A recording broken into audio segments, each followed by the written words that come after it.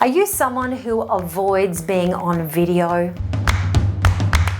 Look, the reason may simply be that you don't like the sound of your voice when you hear yourself back. And it's much more common than you think. But let's face it, some people actually do have an annoying sounding voice, and that can turn people off. Especially if someone has told you in the past that you had an annoying sounding voice. That criticism alone can have caused you so much psychological damage that maybe you're afraid of speaking altogether. But don't worry, because I've got your back. Today, I'm going to show you a few very simple things that you can do to adjust the sound of your voice so that you sound better on audio and video. Sound good? Stay tuned. Q&A Tuesday, all your voice questions answered. Hi, I'm Melissa James, founder of the Voice of Confidence Public Speaker Training, and today it's all about your voice as usual. Now, remember to subscribe below and hit the bell so you don't miss the next video. The very first step that we need to take is this. To understand the way we sound in our head is different from the way that other people hear us. The reason is this: bone conduction. You see, when we're speaking, we feel vibration, sympathetic resonance inside our head and also inside our body when we're making sound. The bone, the cartilage, and the muscle vibrate with the moving air, and we feel the sound as well as hear it. So we experience sound in a very different way to what others hear. To get a really clear feedback on our actual sound, we need to keep recording, listen to it back, adjusting our sound, and then repeat. And once you do this a few times, you've got to get the hang of what it is that you actually need to change. Here are some tips to get you on the right track. Number one, check your airflow. Free-flowing air when you speak helps you sound more rich, relaxed, and pleasant sounding. When the air is flowing out of your mouth like a colorful wave of sound towards the listener, it'll make your voice sound more pleasing to the person listening to you. This right airflow will sound beautiful and relaxed, but the wrong airflow will make you sound breathy and weak. So listen back to your voice on video and audio and decide whether you need more air or less. Let me give you two clear examples here for guidance. This is using way too much air. Not good enough to project and very difficult to speak for long periods of time, as it's really actually quite tiring. It's like whispering. Just way too much air flapping through the vocal folds. Now the next one is using not enough air. This is using not enough air. Now my throat muscles are actually strangling my sound.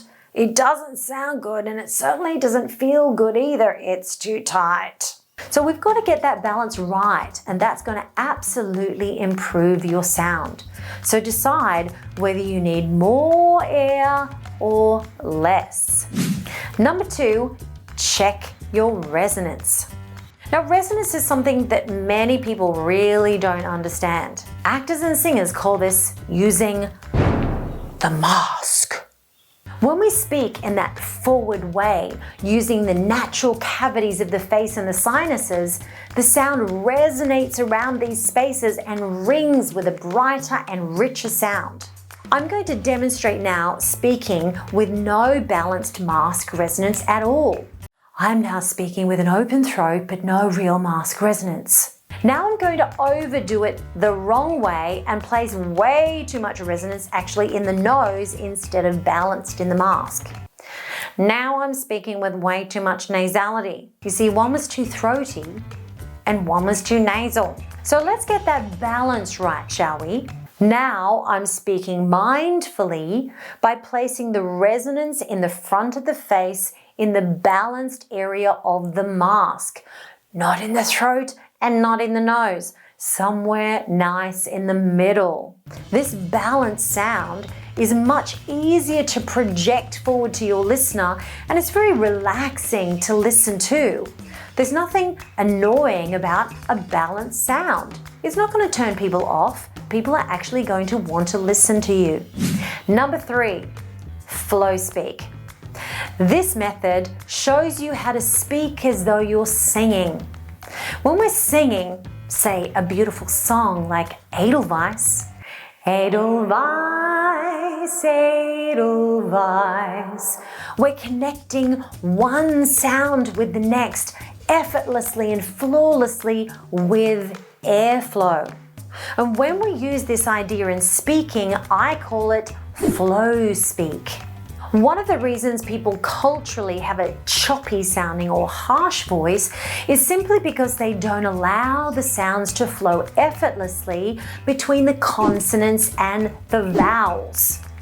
When there's a choppiness to the voice, it can add a harsh edge and make it very annoying and very predictive. So instead of chopping up the words with too many breaks, let's flow it all together. Here's a sentence with way too many chops. Are we going out later on today? Now, that's a very simple sentence, of course, but let's flow it into one beautiful stream of forward-sounding air with no stops. Are we going out later on today? Now I've allowed the airflow to continue from sound to sound, and that makes the voice sound more melodious and more beautiful. So try these 3 simple tips for yourself and see what you need to do to improve the sound of your own voice. Remember, we talked about airflow, resonance, and flow speak.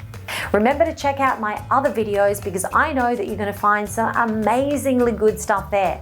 So check out my channel and I'll see you there.